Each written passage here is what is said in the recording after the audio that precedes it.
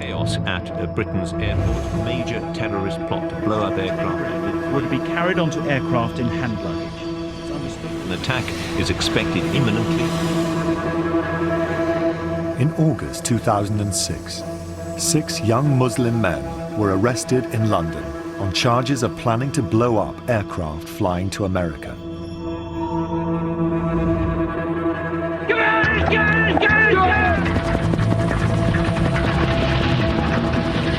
They believed in the same fundamental Islamic values that inspire the Taliban fighters who are facing the British Army in Afghanistan.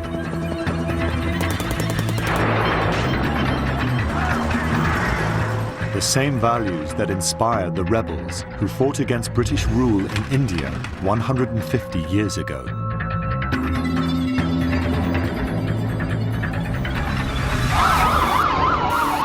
Look like a deliberate act? A deliberate act, sir. The perpetrators of acts of violence against the West today believe they are righting the wrongs of history, fueled in many cases by a sense of injustice from the actions of Britain's imperial past. In this series, we explore how the centuries-old history of conflict between the West and Islam can help explain the violence of recent events. We look at 3 great clashes between a Christian British Empire and Islam. In Palestine, in Sudan, and where our story begins, India.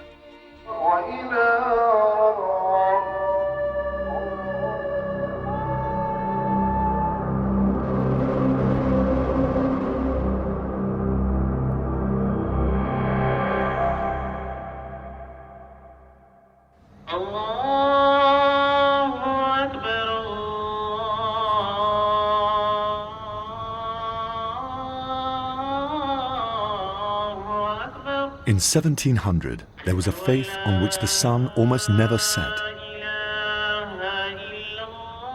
From the Atlantic to the Pacific, Islam dominated half the world for 1,000 years.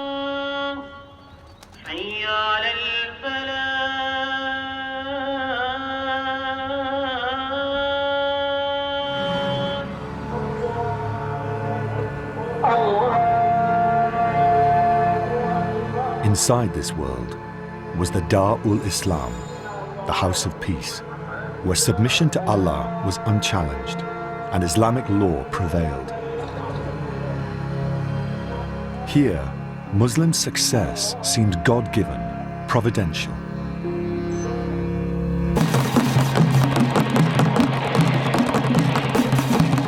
Beyond, in the non-Islamic world, was the chaos of the Dar-ul-Harb, the House of War. It was here, within less than a century, that a new world superpower, driven by conquest and commerce, appeared.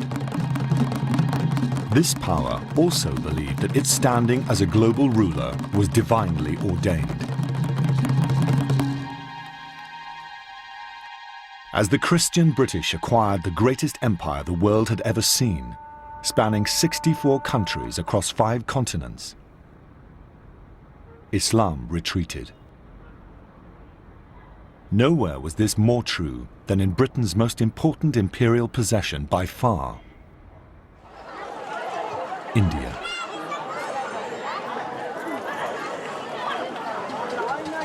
In the beginning, the British had only one ambition in India: to make money out of it. The second half of the 18th century saw a British trading enterprise, the East India Company, take over control of huge tracts of the subcontinent, backed by the British government and a vast mercenary army. By 1803, this private company dominated India and had penetrated to the heart of the Muslim Mughal Empire, Delhi.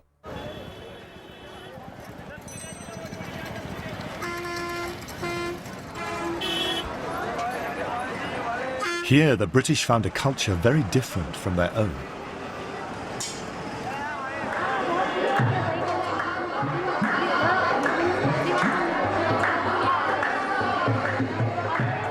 For 300 years, the Mughal emperors had ruled several 100 million people, most of whom were not Muslim.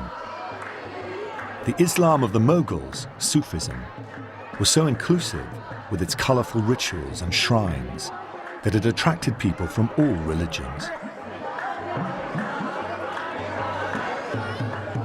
The culture of Delhi, by which I mean the Sufi culture, has always been a composite civilization. It's Hinduism mixed with Islam. Sufism is the form of Islam. It's Islam at its most tolerant and pluralistic. And the British, when they arrived in Delhi, found it very easy just to become an extra part of this great mixture. They weren't any more different from everything else than the Hindus and Muslims were from each other. And it was an enormously open, tolerant and accepting world. And so the British threw themselves into this with enthusiasm.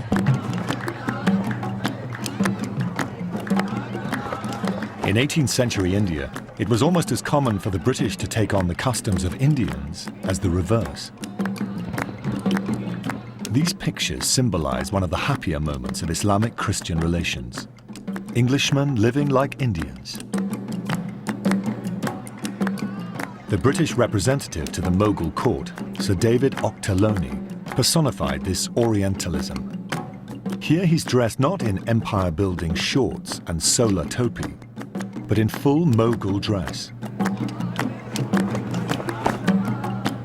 There's a eunuch with a fly whisk, and his dancing girls perform before him.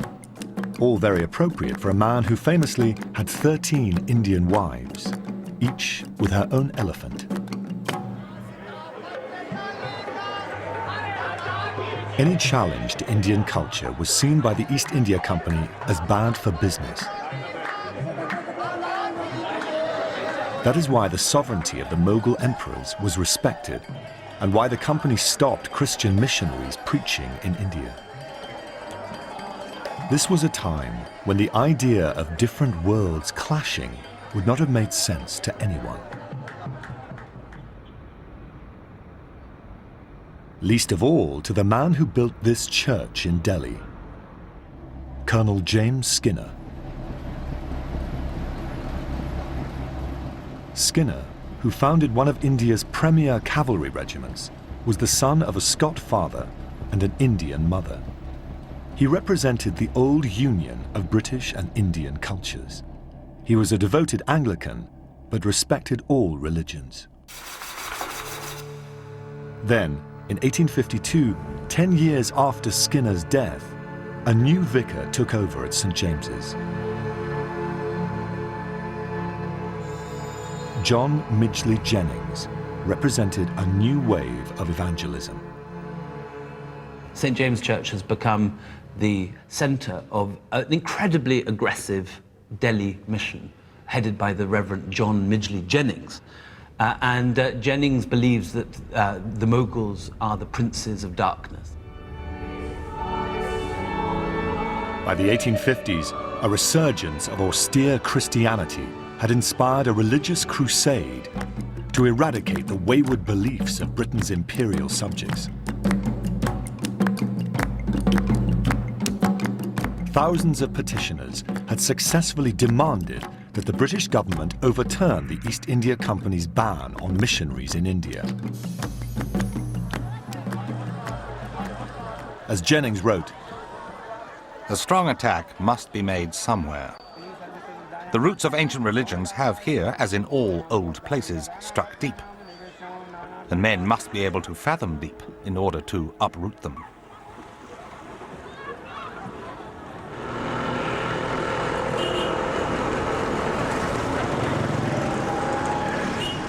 Jennings' arrival in India heralded a hardening of attitudes. The old tolerance had begun to melt away, and harmonious relationships between races and religions were being replaced by hatreds and intolerance.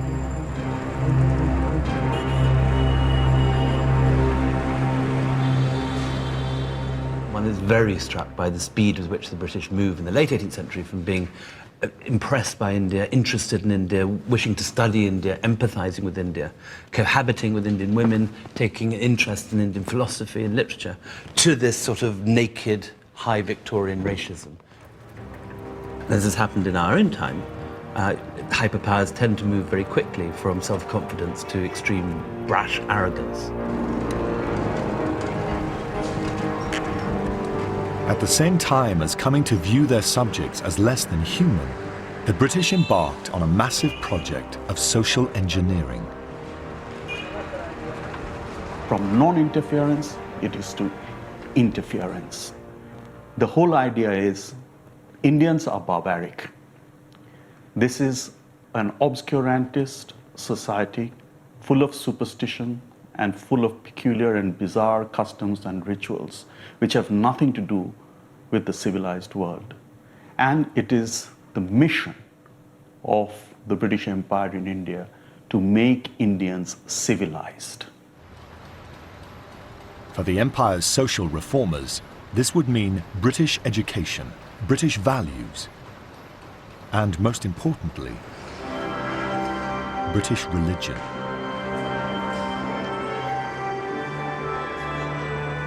To many missionaries like Jennings, the subcontinent was a battleground in which they, as soldiers of Christ, were struggling against the forces of darkness.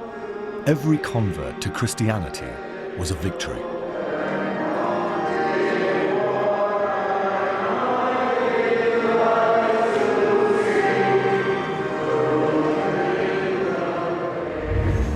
Muslims and Hindus alike started to feel that their own religions were threatened.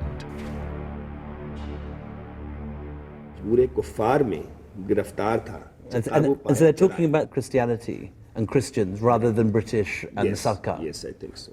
Buried in the Indian National Archives, William Dalrymple has found dozens of references to the fear of Christian supremacy among both Hindus and Muslims. It isn't a fantastic leap of the imagination by any means for the people of Delhi to believe that the company wishes not just to rule them, but to redeem them. Indian people all over North India are increasingly convinced that the company actually wishes to convert them by force. It's believable enough to cause huge panic across North India.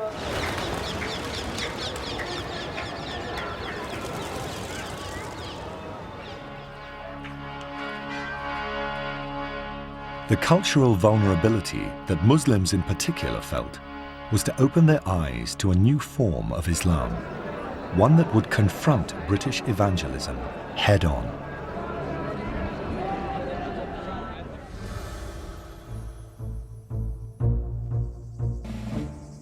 At the beginning of the 19th century, Islam was undergoing its own radical transformation in response to a perceived threat from the Christian West.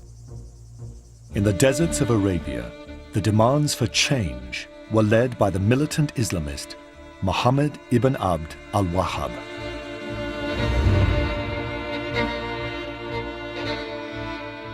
From the holiest Muslim shrine in Mecca, al-Wahhab propagated a fearsome fundamentalism that returned Islam to its pure and untainted roots.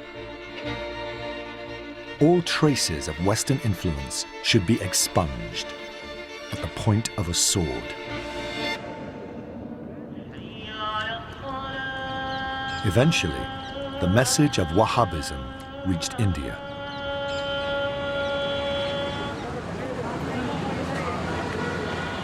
In 1821, a young radical student from Delhi called Syed Ahmed had joined the pilgrimage to Mecca.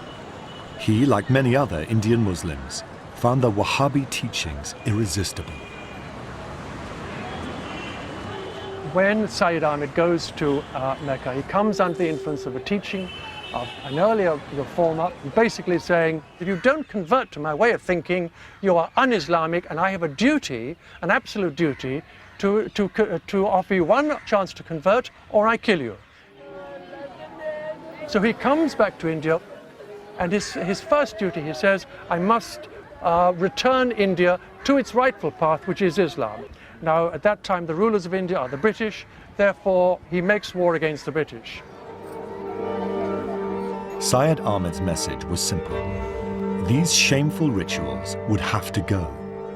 India must be purged of the corrupt practices of his fellow Muslims and foreign rule.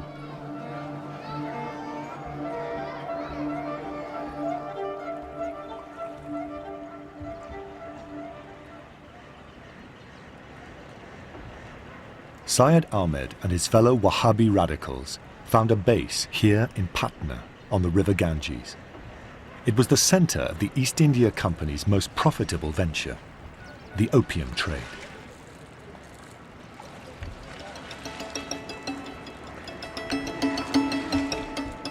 The drug was collected in warehouses on the riverbank and shipped downstream for export to China. To Syed Ahmed, opium taking was an offense against Islam, and the trade represented everything that was depraved about British rule.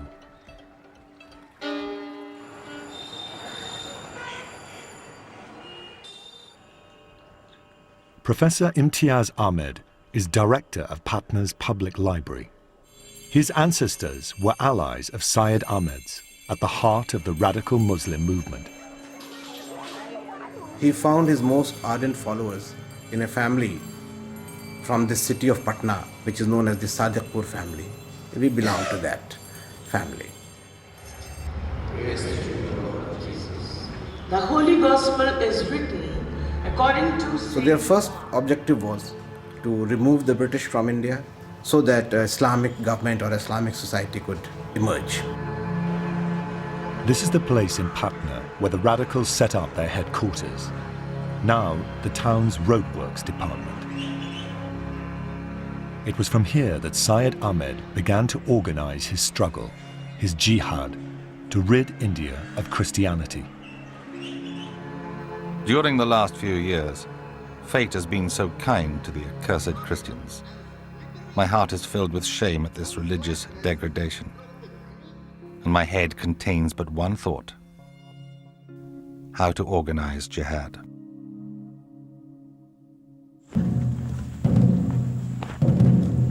The Patna Wahhabists began to create an underground network of what today we would call terrorist cells, sending followers from village to village to spread the word. They called their movement the Path of Muhammad. You have all over the Gangetic Plain these cells, this underground movement made of these small cells who linked up and who gradually fed young men, arms, funds, all the way up the northwest frontier, all of it hidden, using codes, using secret messages, so the authorities had absolutely no idea what was going on. They were concerned about the Wahhabi movement, but they had no idea that they were actually becoming a revolutionary movement. The message was always in a camouflaged manner. Now, if you look at these sentences which are underlined here, they speak about the need for reforms, about the need for purifying one's life. They say that this adherence to the true ingredients of the faith is possible only when you are able to run your own affairs. And therefore, in order to achieve this objective, you must first get rid of the alien government.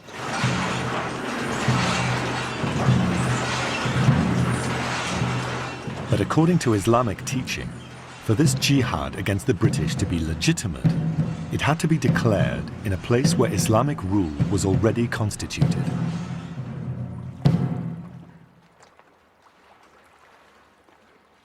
There was no choice. To take on the British in battle, Syed Ahmed and his supporters had to retreat from India to the pure Muslim air of the Afghan border.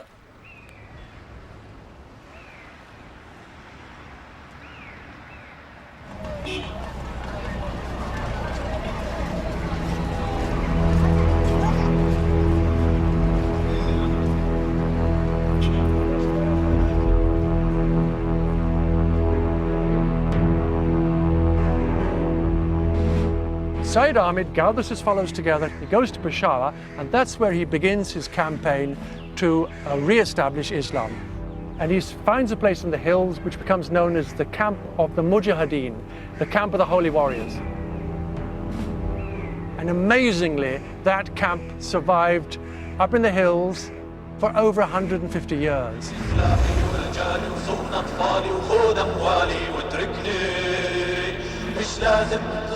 Today, the British Army is fighting modern-day jihadists here, and Syed Ahmed's camp, from which he launched his attacks on the British, has become a stronghold for Taliban and Al-Qaeda fighters.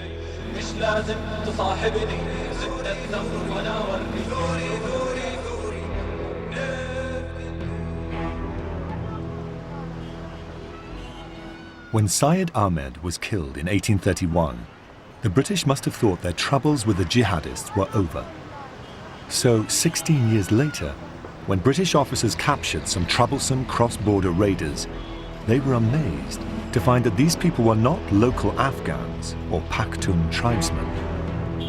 They were the next generation of Wahhabist radicals, inspired by Syed Ahmed, still planning their jihad against British rule. Syed Ahmed's jihadists were about to change the face of India forever.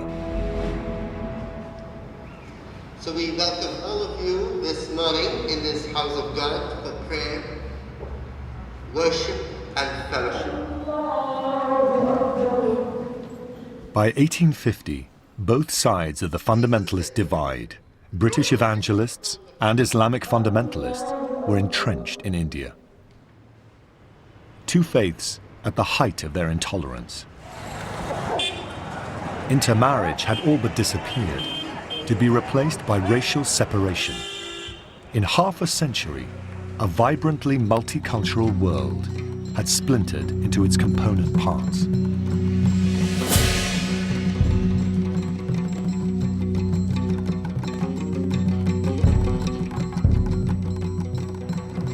You're moving from a world of different faiths happily coexisting. And what you see instead is that the increasingly aggressive and increasingly assertive Christian domination of the East leads to virtually no interracial or interreligious contact whatsoever. This shouldn't be a surprise. If you have an aggressive foreign policy invading other countries, it should hardly be surprised that you get an aggressive reaction. I mean, it makes perfect sense. And yet, then as now, people are surprised.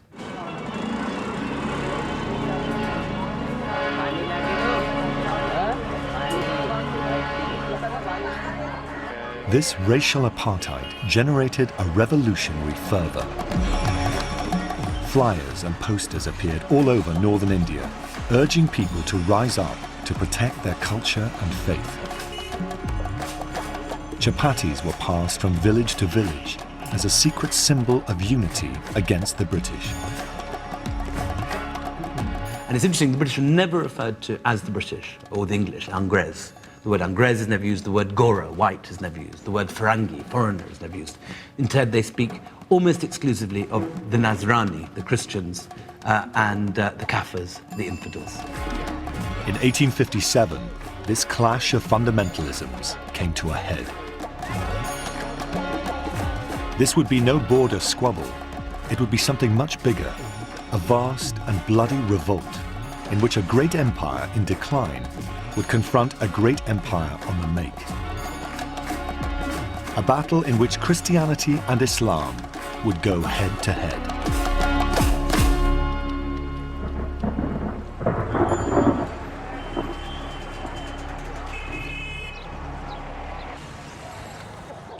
The Indian Mutiny would be a war of religion.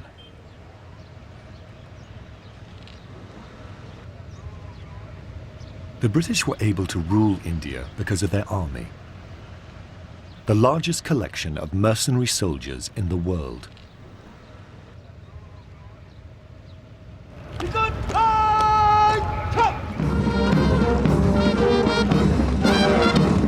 But by 1857, the general malaise of intolerance and alienation had affected the Hindu and Muslim foot soldiers of this army, the sepoys. As their fears worsened, the sepoys' respect for their British officers dissolved.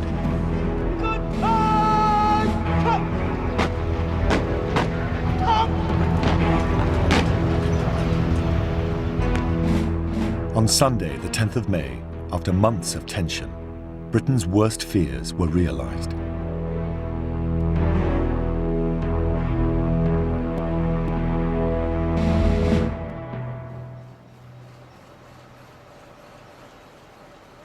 In the garrison town of Meerut, the British community had just attended Sunday service at St. Stephen's Church in an atmosphere of high anxiety.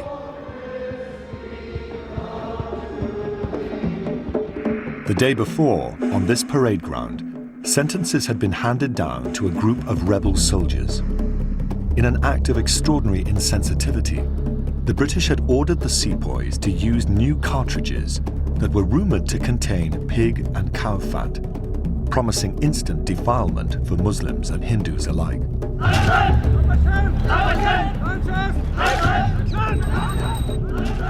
The rebels had refused and were dragged away in chains. Here was the final proof that the British wanted to turn them into Christians.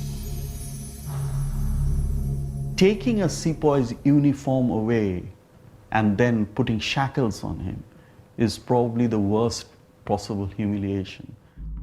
Especially because he feels that he hasn't done anything wrong. He was only trying to defend his own caste and religion. And for that, his trusted superior white officer is now punishing him. This was the breaking point. On Sunday afternoon, several thousand soldiers joined the mutiny against their British officers.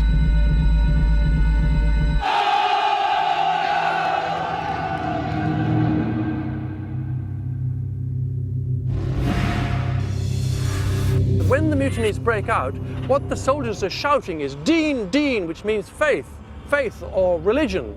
The British were setting out to deliberately undermine their faith. It was their religion that was under threat. The soldiers were immediately joined by an angry mob from the town, and the killing started. Because it was a battle to preserve their own religion, the slogan was "Kill the Firangi, Maro, Firangi ko Maro." And they just went and killed. They turned to the white people. No matter who it was, could have been a superior officer who had actually had been very kind to them. They just killed.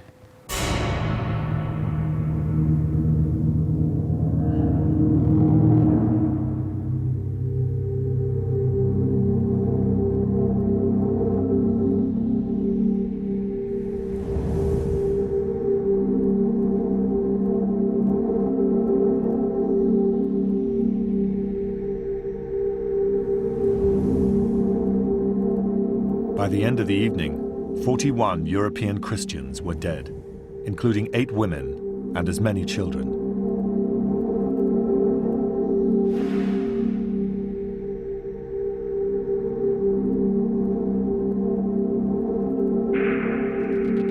Within hours of the mutinies happening, you find that the general population has joined. This gap between the civil population and the sepoys is bridged within hours.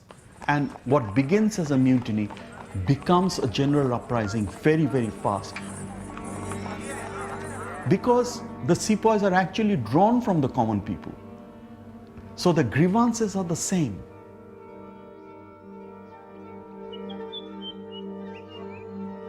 A few days later, the Reverend Jennings was scanning the surrounding countryside with his telescope, his daughter Annie by his side. What he saw was an advance party of mutineers gathering beneath the walls of the symbol of Indian Mughal rule, Delhi's Red Fort. Once inside, the mutineers demanded to see the old man who lived there. Abu Zafar Sirajuddin Muhammad Bahadur Shah Zafar was the last Muslim emperor in a line that stretched back 500 years to Tamerlane the Great. For years, he had been politically impotent in the face of British power. Yet the mutineers, Muslims and Hindus, demanded that the emperor lead them to reclaim India from the British.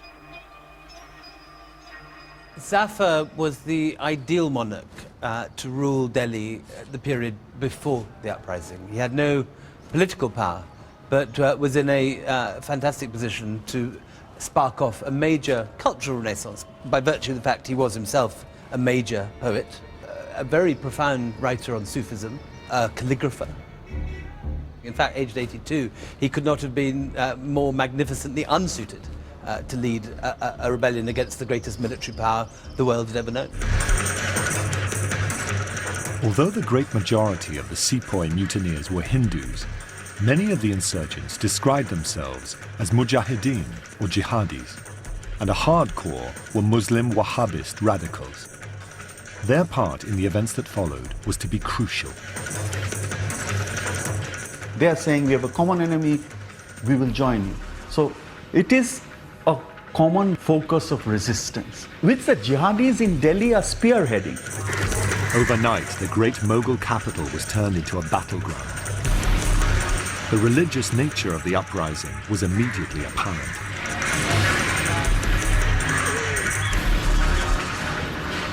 A local Islamic journal, the Delhi Urdu Akhbar, described the events as they unfolded.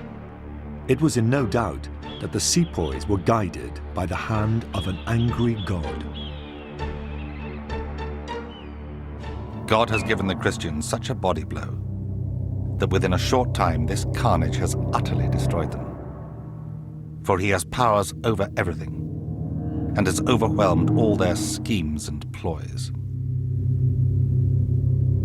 Within hours, Padre Jennings and his family were dead, cut down with swords as they hid in their Red Fort apartment. In language that could have come out of an Al-Qaeda press release, the Delhi Urdu Akhbar reported that there was something miraculous about the ease with which the British were being dispatched. Englishmen are still being discovered, and thanks to divine prowess, being easily overpowered. Their arrogance has brought them divine retribution. The English are now suffering under the blows of the unseen power because of their enmity towards Islam.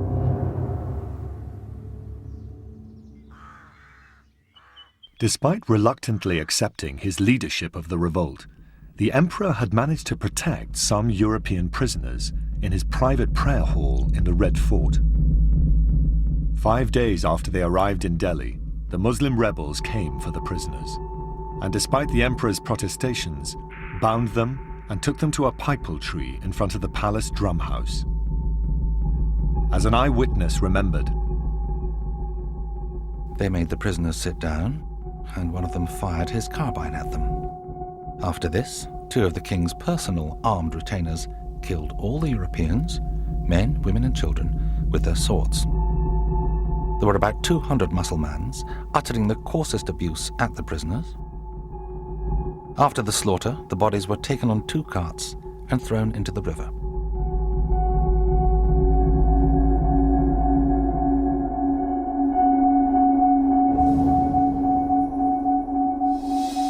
by the end of the day, scores of British in Delhi had been killed.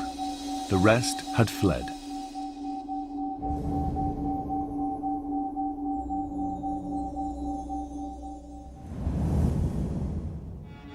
Three days later, a group of jihadi mullahs flew a green Islamic banner from the roof of the Jami Masjid Mosque. They announced a religious order, a fatwa, proclaiming the duty of jihad. For the Muslim population, it was a call to arms.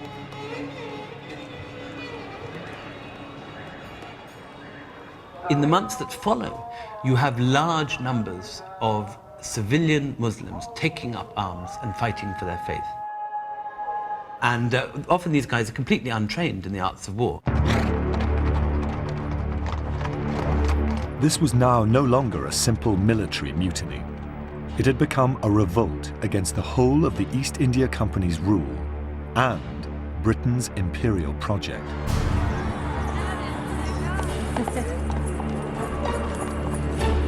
Within days, the rebels had taken control of Delhi, and the uprising had spread up and down the Ganges Valley.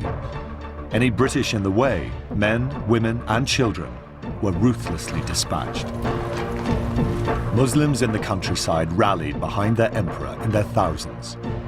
Radiating out from Delhi, the green flag was raised in the small town of Tana Bhavan.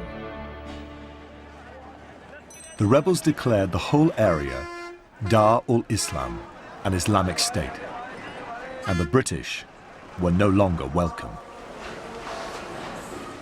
हुकूमत यहाँ पे इस्लामी थी और उसको वो ख़त्म करके और उसके ऊपर वो अपनी तहज़ीब और अपना तसल्लुत जमाना चाह रहे थे, तो यहाँ के लोगों का एक फितरी भी वो जज्बा था.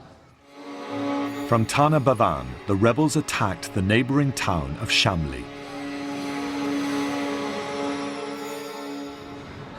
यानी कि जंग हुई इनकी बहुत ज़बरदस्त. तो ये भी अंग्रेज़ भी मरा और ये उलमाए दीन भी बहुत शहीद हुए. After a ferocious battle, the surviving government officials and soldiers were driven from their compound. मस्जिद में पनाह ली लोगों ने, मस्जिद में आ गए उन्होंने, अंग्रेज़ी लोगों ने, और उन्हें शहीदों ने. 23 government officials and soldiers were rounded up and murdered here, together with 130 local Indians suspected by the rebels of siding with the enemy. बस कुछ उनको यहाँ से लेके चले गए परे बस वे मस्जिद में ही, और वहाँ जाने के बाद में उनको फिर ले गए यहाँ से, उनको दफन करा यहाँ से. वे सब चले गए यहाँ से जितने से सब. हमने ऐसे सुना था यहाँ से अपने बुजुर्गों से. It was just touch and go. You know, I would say between May and October 1857, the British really did not know whether they would win back India. For Britain to lose the jewel in the crown of its empire was unthinkable.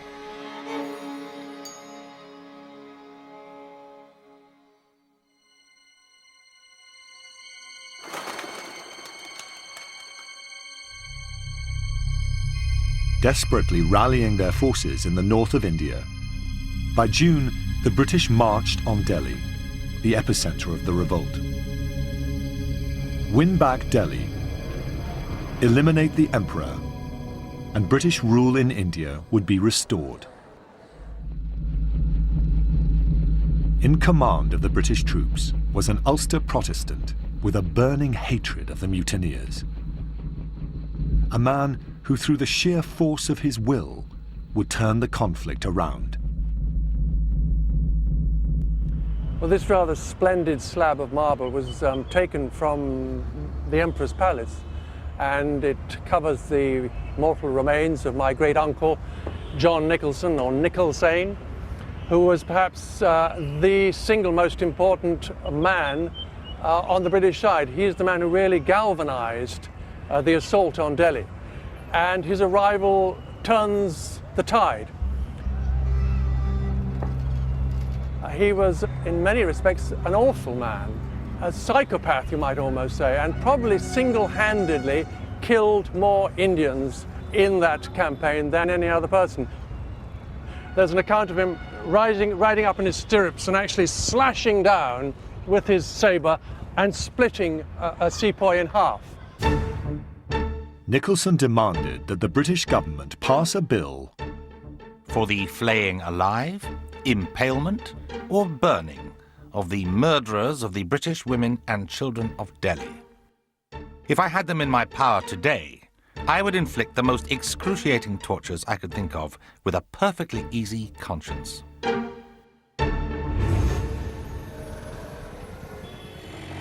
Facing Nicholson on his arrival in Delhi, a hard core of jihadists.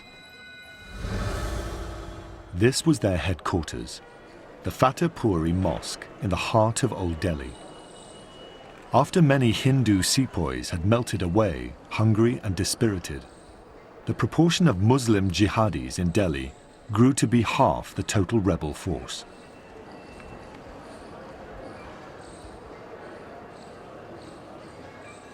Among the rebels was a group of suicide jihadis, hardcore Wahhabi Islamists prepared to fight to the death against Christian soldiers hell-bent on revenge.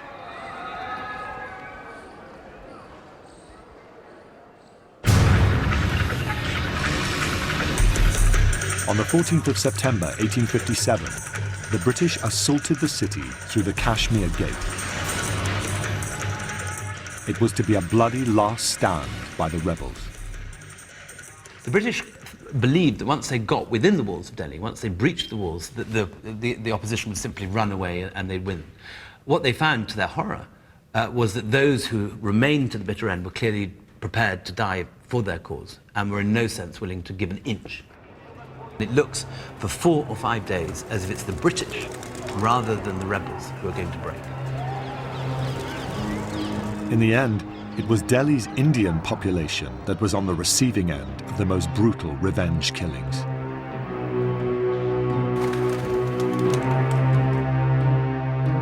There is an old tradition that if a city fails to surrender, anything goes. And I think this is almost the last occasion that I can think of when the British exactly followed that rule, which is to slaughter everyone you meet, man, woman and children, whether they're old or young, armed or unarmed.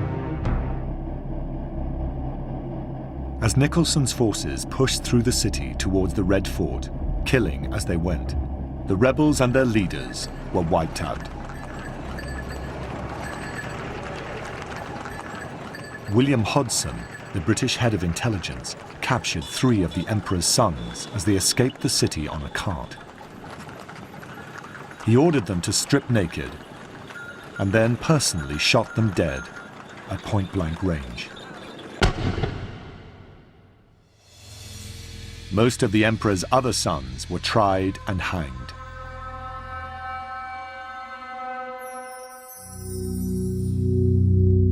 Hodson wrote to his sister the following day, I cannot help being pleased with the warm congratulations I received on all sides for my success in destroying the enemies of our race. The whole nation will rejoice. I'm not cruel, but I confess I did enjoy the opportunity of ridding the earth of these wretches.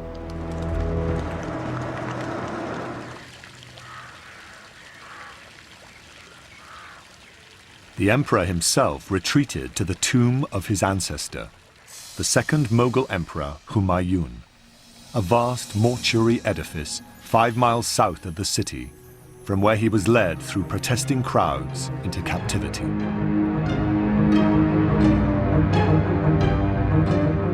It was the end of the revolt in Delhi.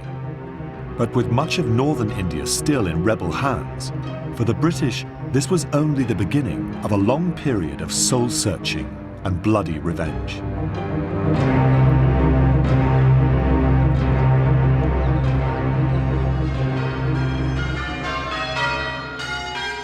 Two weeks after the British had smashed the last resistance in Delhi, Queen Victoria declared a national day of humiliation and penance.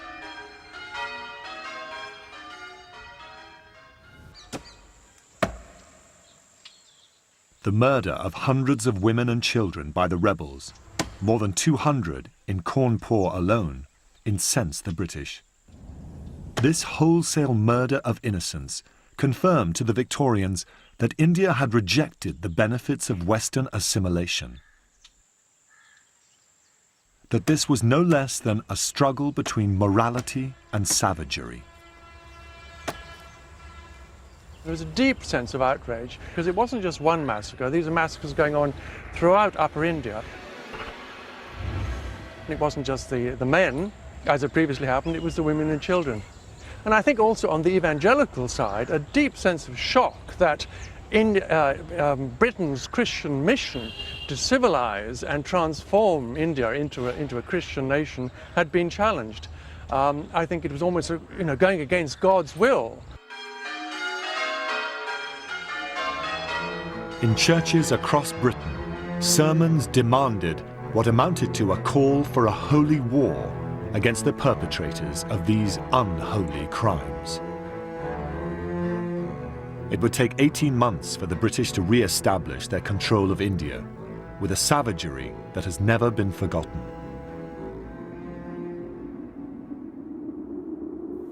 Down the Grand Trunk Road, every tree had 4 or 5 Indians who were just strung up and hung or shot. Any native who they caught was hung. Every Indian was considered to be a rebel. The killings were justified in the eyes of Victorian evangelicals by their reading of the scriptures. It was no longer mass murder, but divine justice. This was the British jihad. the Delhi Gazette, the principal British paper. He says, the punishment about to be inflicted will likewise be equivalent. Justice is mercy. Blood for blood will be the watchword throughout the storm pending over this doomed city. The British soldier must hurry.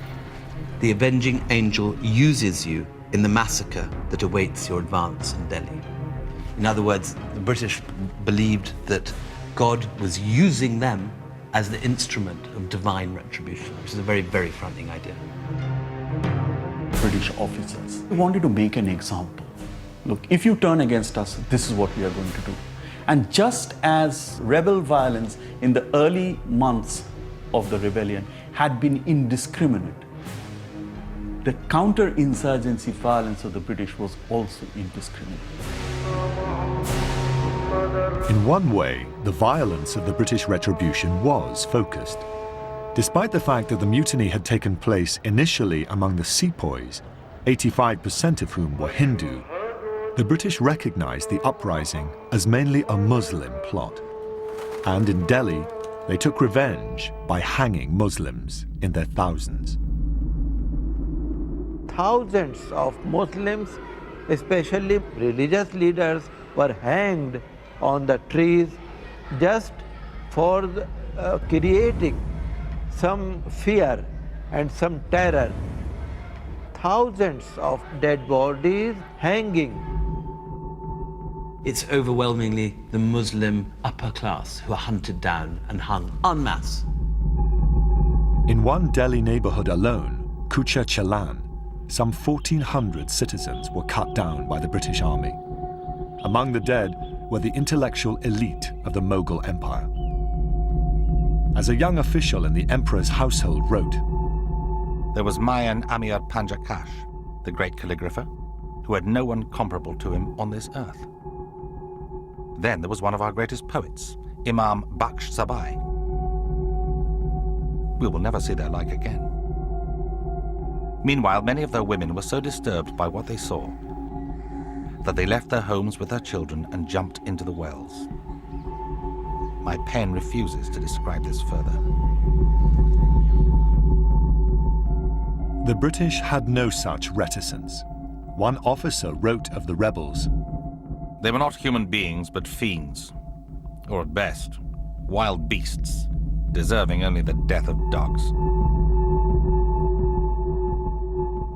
Over 3,000 Muslim residents of Delhi were tried and executed, either hanged, shot, or blown from the mouths of cannon, often on the flimsiest of evidence.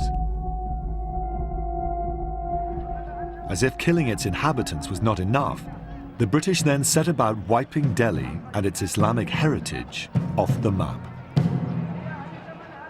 The British, once they've captured Delhi, really just simply wish to erase Delhi from the face of the earth. Palmerston in London even writes, delete Delhi.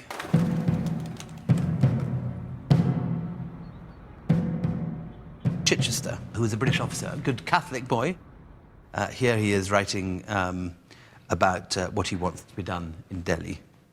There are several mosques in the city, most beautiful to be looked at, but I should like to see them all destroyed. The rascally brutes desecrated our churches and graveyards, and I do not think we should have any regard for their stinking religion.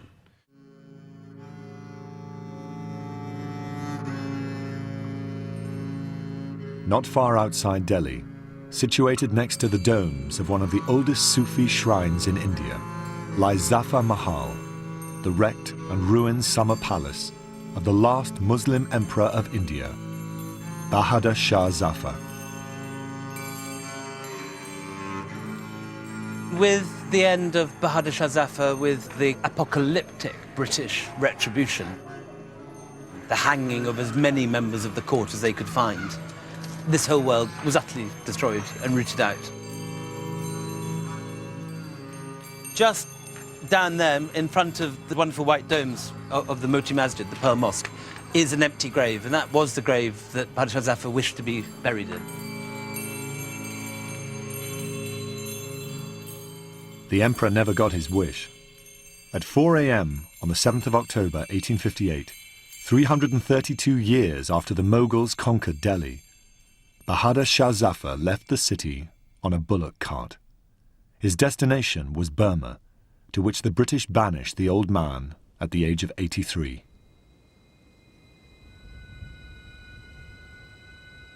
In the years that followed, the British set out to destroy the last traces of the Indian Wahhabi network. In Delhi and Patna, they succeeded. But if the British thought it was all over, they were wrong. The uprising of 1857 was not forgotten.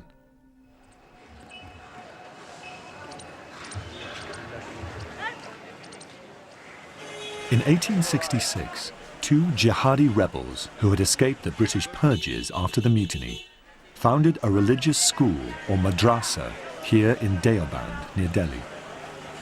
Their inspiration came from the teachings of the fundamentalist Wahhabis who had instigated the 1857 uprising. Those two students who survived the mutiny years, they were conscious that Islam could no longer take on the British by force of arms. It had to be more subtle than that.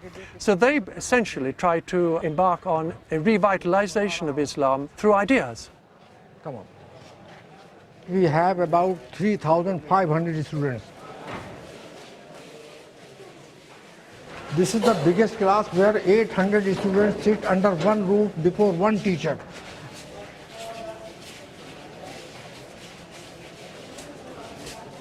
This is our internet section. This institution was set up for the revival of Islamic culture, Islamic values and Islamic teachings. They teach a form of Islam which we would regard as intolerant. It's fundamentalist, it's purist, it regards many other forms of Islam as heretical. At the same time, it had enormous influence. They turned to the poor of India, they turned to the poor Muslims and they said, we will give your sons education here for free. And within a period of 30 years, had become the leading example of Islam in India. Deobandism has remained a peaceful force for purifying Islam through ideas and education in India. But elsewhere, it has become a vehicle for promoting violence, transformed by two world-shattering events. In 1979, the Soviets invaded Afghanistan and oil prices went through the roof.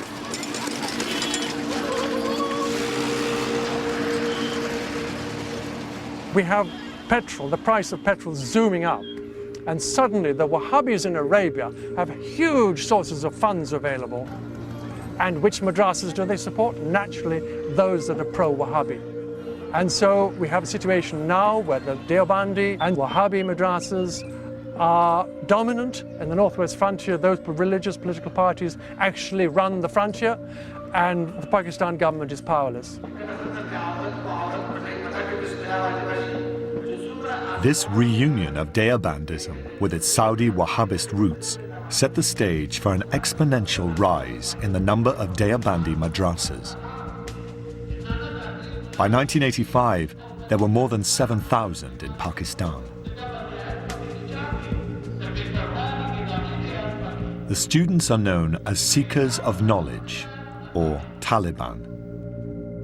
Taliban raglal dar nalare bazagan kdi jar ka balata bagulistan kdi dayati mano bapura har yo arman kdi jar ka balata bagulistan kdi. The Taliban came out of Deobandi madrasas in Pakistan to create the most reactionary Islamic regime in modern history. They are inspired by the same ideas that drove the jihadis to fight against the British 140 years before. बर-ए-सगीर पाक व हिंद में उन्होंने वो कब्जा कर रखा था मुसलमानों के अफकार तालीमात और उनको तगीर और तब्दील करने मसख करने की कोशिशें कर रहे थे अब भी वही हालत है कि मगरबी या इस्लाम दुश्मन कुव्वतें जितनी भी हैं वो इस्लाम और मुसलमानों से अपने दीन उसके शायर उसके तालीमात और उनके अकायद को छीनने और उनको मसख करने की कोशिश कर रहे हैं. We have these two strands the original Wahhabi seed implanted in the 19th century and then the modern Wahhabi seed being taught in the madrasas coming together to form the Taliban, and I would argue also to some extent to form Al-Qaeda. This Deobandist religious college is just outside Peshawar on the Pakistan border with Afghanistan. Most of the Taliban leadership were educated here.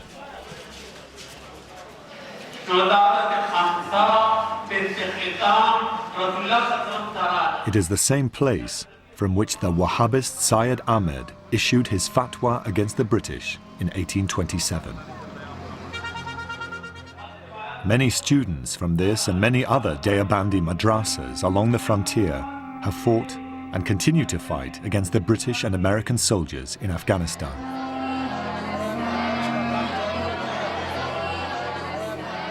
Then last year, the destructive impact of Deobandism was felt closer to home.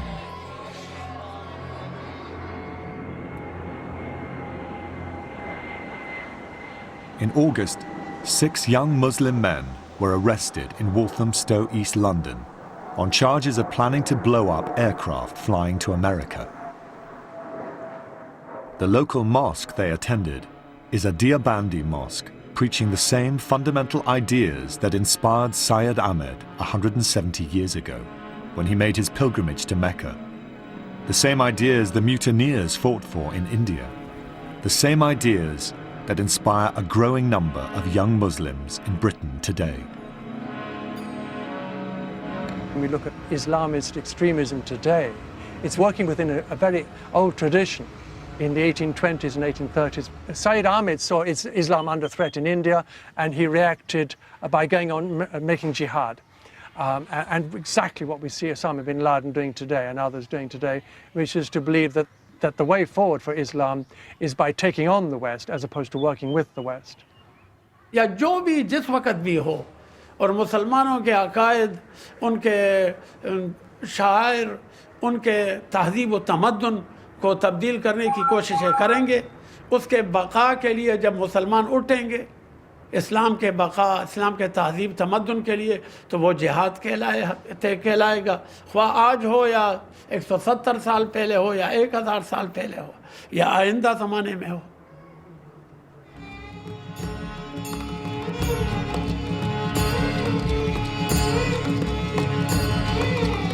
Next week, a self-proclaimed Muslim redeemer takes on and trounces the might of the British Empire in Sudan. And that's at 7 o'clock next Sunday here on BBC Two. Coming next, Top Gear.